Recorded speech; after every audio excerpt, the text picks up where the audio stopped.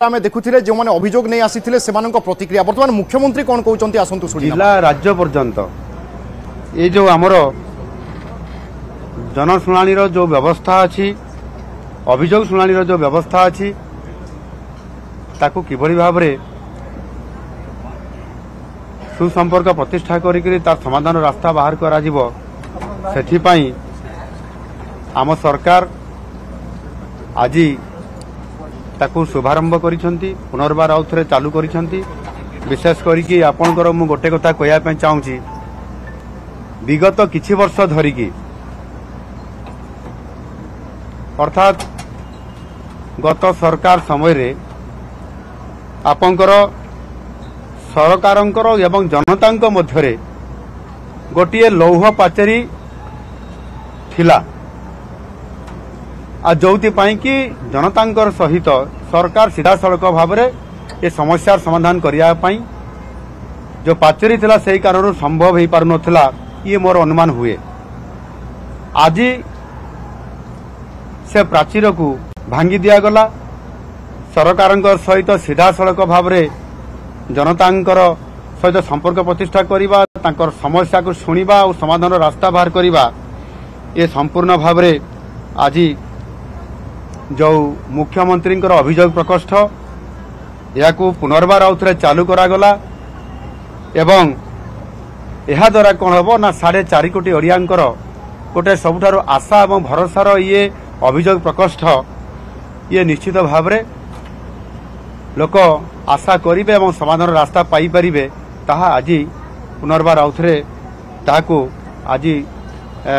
ताहार शुभारंभ करागला। एथिरे अनेक लोक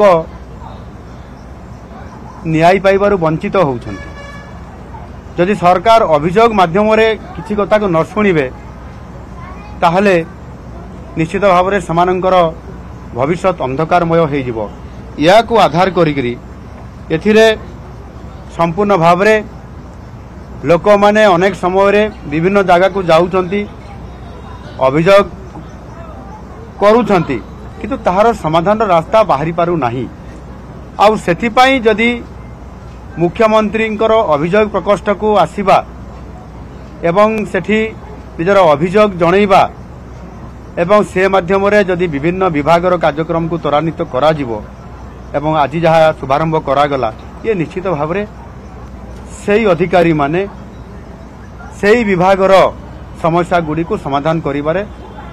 यथा समय रे समाने समाधान करिबार रास्ता बाहर करिवे एवं समानक मध्य प्रति विभाग अधिकारी मान को मु निर्देश देइछि जिलापाल मान को मध्य मु निर्देश देइछि जे समाने प्रति जिल्ला रे आज 30 जिल्ला रे 30 आज जिला स्तर रे मध्य आज अभियोग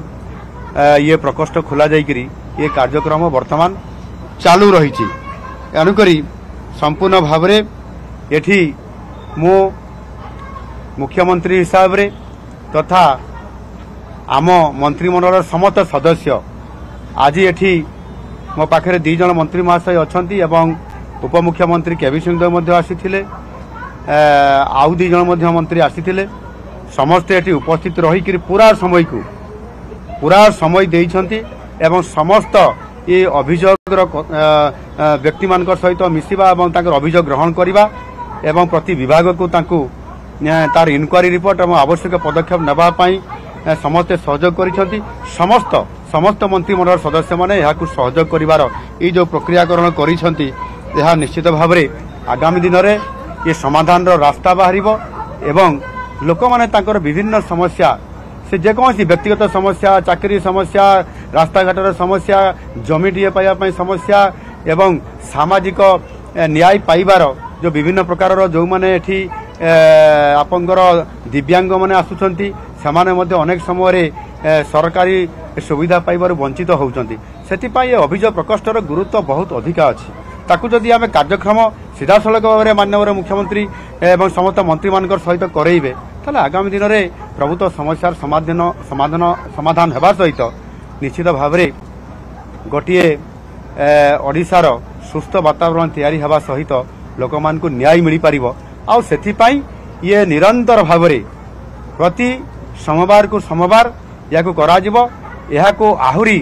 सुंदर भाव एवं यथा समय ताकू सारिबा लोक मानकर ये काम को त्वरान्वित करने आहुरी सुंदर भाव केमती स्मार्ट भाव से ताकू योजना करा होउची। मु आशा करी मोर सारा ओडिशार 4 कोटी लोकंकर पाखरे मोर अपील अच्छी एवं मुझे निवेदन करुच्ची से निश्चित भाव आमे जो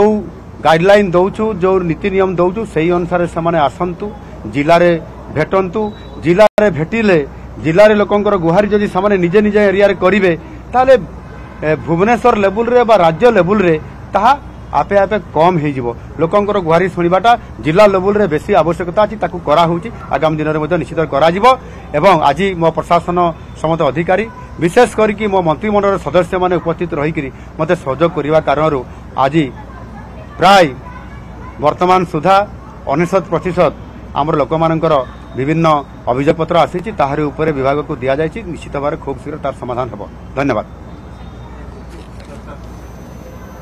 आपण शुणुले मुख्यमंत्री मोहन चरण माझी प्रतिक्रिया। आज लोकंक अभियोग शुणा पर मुख्यमंत्री प्रतिक्रिया देइछन्ति याकु व्यापक कराजिबो एवं राज्यवासी को केमिति सुशासन एवं समस्ते ठीक रे रहिबे बा हस खुशी रे रहिबे से दिगरे ए सरकार चेष्टित बोली प्रकाश करिसन्ति।